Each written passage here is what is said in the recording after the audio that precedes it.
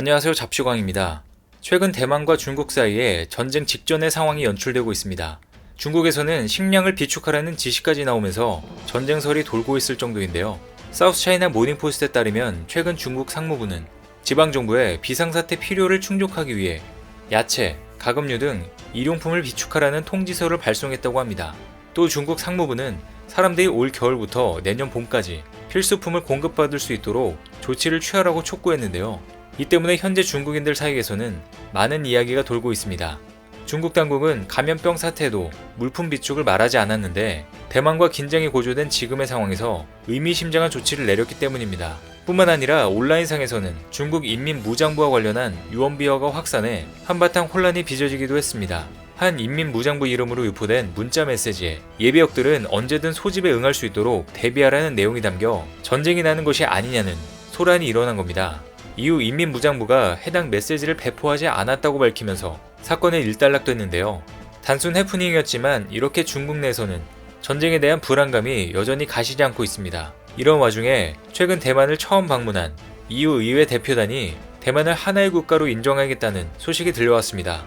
중국이 더 다급해지는 소리가 들리는데요. 중앙통신사에 따르면 글리크스만 의원을 단장으로 한 EU 의원들이 최근 대만에 방문한 것으로 알려졌습니다. EU 의원들은 대만에 있는 EU 타이페이 대표부를 대만 대표부로 변경할 것을 요구하는 등 중국을 배제하는 움직임을 보이고 있습니다. 이 때문에 중국 대변인은 EU가 하나의 중국이라는 원칙에 대한 약속을 어겼다며 비판을 하기도 했습니다. 이처럼 중국의 압력에도 대만을 공식적으로 방문하는 국제 인사가 늘고 있는 가운데 앞으로 중국은 대만이 더 독립적인 국가로 인정받기 전에 어떤 방법으로든 통일을 시도할 것으로 보입니다. 그런데 이처럼 대만 중국 갈등이 격화되자 일본이 날뛰고 있습니다. 오히려 일본이 군사력 증강에 나서고 있는 것인데요. 주요 외신에 따르면 일본 육상자위대는 지난 1993년 이후로 30년 만에 최대 규모의 훈련을 진행하고 있습니다. 9월 중순 시작돼 2달 넘게 이어지고 있는 일본의 대규모 훈련에는 병력 10만 명, 전투기 120대, 차량 2만여 대가 동원됐습니다. 일본 정부와 집권 자민당은 틈날 때마다 대만 방어 의지를 공언해왔는데요. 기시노부 일본 방위상은 타이완의 안보는 일본의 안보와 직결된다고 했고, 아소다로 전 부총리도 중국이 대만의 무력을 사용하면 일본은 미국과 함께 대만을 보호해야 한다고 거들었습니다. 일본 정부의 이 같은 인식은 대만에 인접한 일본 도서 지역에 미사일 부대와 전자전 부대 배치로 나타나고 있습니다. 아마미오, 오키나와, 미야코 섬에는 이미 중국을 겨냥한 미사일 부대도 존재합니다. 여기에 더해 대만에서 동쪽으로 200여 킬로미터 떨어진 이시가키 섬에는 육상자위대 미사일 기지가 건설 중이고, 요나구니 섬에도 2023년까지 전자전 부대가 들어설 예정입니다. 뿐만 아니라 일본 자위대의 이번 대규모 훈련은 남중국해에서 중국과의 충돌에 대비한 훈련이 집중적으로 이루어지고 있는 것으로 전해졌습니다. 실제로 일부 자위대 병력은 오키나와 본섬 아래쪽으로 이어지는 섬들에 줄줄이 배치됐는데요. CNN에 따르면 일본 육상자위대는 이번 훈련을 두고 특정 국가를 염두에 두고 진행되는 것이 아니라고 했지만, 훈련장 지형이 센카쿠 열도 등 일본 남쪽 해안 지역과 비슷한 것으로 알려졌습니다. 그동안 일본은 대만 문제에 대한 직접적인 언급이나 행동은 피해왔었는데요. 그런데 이상하게도 최근 일본은 호위함을 경항모로 개조해 전투기 이착륙 훈련을 하는 등 해군력 확보에도 적극 나서고 있는 모습입니다. 이와 더불어 일본 자민당이 최근 실시된 일본 중의원 선거에서 또 과반을 획득하면서 기시다 총리는 바로 적기지 공격 능력을 보유하겠다고 선언해버렸습니다. NHK에 따르면 일본 자민당은 총선 이후 방위비를 GDP 1% 규칙을 깨버리고 2%로 증액하고 자위대에 선제적인 적기지 타격 능력을 보유하도록 한다는 공약을 추진할 것으로 보입니다. 이번 중의원 선거에서 자민당이 과반 의석을 확보하게 되면서 단독으로 법안을 처리할 수 있게 됐기 때문입니다. 이로써 일본이 다른 나라로부터 공격을 받을 경우에만 방위를 행사한다는 전수방위 원칙에 담긴 헌법 제9조 평화헌법 개정안 발의가 가능해졌는데요. 이번에는 아베 내각과는 달리 자민당 강경파들이 추진하는 안보 강화 정책까지 추진될 것으로 보입니다. 이처럼 일본이 대만 방어에 적극적인 것은 대만이 중국에 점령되면 제1열도선이 뚫릴 것으로 보기 때문입니다. 일본 규슈와 오키나와, 대만, 필리핀을 잇는 제1열도선이 뚫리면 이 주변 해상 운송로 지배권이 중국에 넘어가게 될 가능성이 매우 큽니다. 그런데 이는 일본에게는 악몽 같은 시나리오인데요.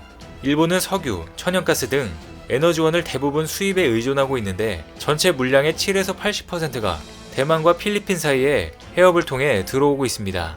만약 중국이 대만을 무력으로 통일해 제해권을 장악하게 된다면 일본으로선 국가 존망위기 사태에 처하게 되는 것입니다. 또 대만이 중국에 넘어가게 되면 중국과 치열한 영유권 분쟁을 벌이고 있는 센카쿠 열도의 방어도 장담하기 어렵게 될 것으로 보입니다. 실제로 대만과 센카쿠 열도의 거리는 180km에 불과합니다. 게다가 일본은 오키나와도 위험해질 것으로 보고 있는데요. 그런데 일본의 추측이 어느 정도 신빙성이 있어 보입니다. 과거부터 중국은 오키나와를 일본으로부터 돌려받아야 한다고 주장하고 있기 때문입니다. 거리상으로는 일본 본토보다 대만에서 오키나와와 더 가깝습니다. 이 때문에 대만이 통일되면 그 다음 타깃은 바로 오키나와가 될 가능성이 높습니다. 실제로 주요 외신에 따르면 중국 내에서 오키나와는 원래 중국 땅으로 돌려받아야 한다는 주장을 펴는 논문이 2006년 이후 20편이나 쏟아졌습니다. 중국은 지난 1943년 카이로 회담에서 미국, 영국과 함께 제2차 세계대전 승전국 지위를 인정받은 만큼 일본에 빼앗긴 영토를 돌려받을 권리가 있다는 입장을 보여왔었는데요. 뿐만 아니라 오키나와를 대만 열도에 속한 곳으로 칭하며 중국의 일부분으로 받아들이고 있습니다. 그렇기 때문에 대만에서 유사시 중국 인민군의 1차 타겟에는 괌 그리고 일본 오키나와가 포함될 확률이 매우 높습니다. 중국이 오키나와 영유권을 주장하고 있는 것뿐만 아니라 이곳에는 주일미군 70% 이상이 집중되어 있기 때문입니다.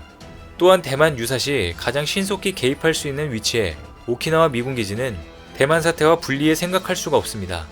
그래서 현재 일본은 이 같은 시나리오를 예상하고 대만 다음 타겟으로 센카쿠가 될 것이라고 확신하고 대응책을 마련하는 분위기입니다. 그런데 실제로 중국에서는 일본은 전혀 신경 쓰지 않고 한국만 예의주시하며 경계태세를 보이고 있는데요. 중국은 대만과 분쟁이 발생할 경우 한국이 대만의 편을 들까봐 벌써부터 걱정하고 있습니다. 사우스차이나 모닝포스트에 따르면 중국 현대국제관계연구원은 최근 보고서에서 유사시 한국은 미국의 군 동원 요청을 거절하기 어려울 것이라고 주장했습니다. 보고서는 중국의 최악의 시나리오는 한국군이 주한미군과 손잡고 대만 문제에 개입하는 것으로 한미 간 군사협력을 예의주시하면서 한국이 대만 문제에 끼어들지 못하도록 경고해야 한다고 밝혔습니다. 또한 보고서는 미국은 한국의 미사일 지침을 완전히 해제해 한국을 팀으로 끌어들이고 중국 억지에 활용하고 있다며 한미협력을 경계해야 한다고 강조했는데요. 실제로 한국은 지난 5월 한미 정상회담을 통해 미사일 주권을 완전히 회복하며 사거리에 구애받지 않는 중장거리 탄도미사일을 개발할 수 있게 됐습니다. 그리고 잇따라 SLBM을 발사하고 누리호를 기반 삼아 ICBM을 개발할 가능성을 열어두었는데요. 중국이 두려워하는 것은 바로 한국의 강력해진 군사력인 것으로 보입니다. 뿐만 아니라 최근 한국과 미국은 중국을 견제하기 위해 국방 분야 워킹그룹을 만들기로 했습니다. 주요 언론에 따르면 한국과 미국은 다음 달 서울에서 개최되는 한미 안보 협의회의에서 미국의 인도 태평양 전략과 관련한 국방 분야 워킹그룹 창설을 공식화할 것으로 보입니다. 미국의 인도 태평양 전략과 연계된 실무 협의체인 만큼 실제로 중국 견제 성격의 군사 협력에 나선 것입니다. 미국과 중국의 군사적 이해관계가 첨예하게 충돌하는 가운데 한국을 중심으로 분명한 선이 그어지고 있는데요. 이와 더불어 최근 미 의회에서 파이브 아이즈의 한국 참여를 검토하는 보고서도 나오면서 미국 동맹국 내에서 한국의 상당한 위치를 확인하게 됐습니다. 대만을 중심으로 한 미국과 중국의 갈등으로 동북아 지역에 상당한 긴장감이 감돌고 있는 가운데 스스로 놀란 전범국 일본은 군사력 증강에만 몰두하고 있는 반면 한국은 핵심적인 역할을 하고 있습니다. 지금이야말로 동북아 안정과 평화를 위해 한국이 나서야 할 때인 것 같습니다. 오늘 준비한 소식은 여기까지입니다. 댓글을 통한 여러분들의 많은 의견 기다리겠습니다. 많은 분들의 생각이 모였을 때 진정 가치 있는 지식이 완성될 것입니다. 시청해주셔서 감사합니다.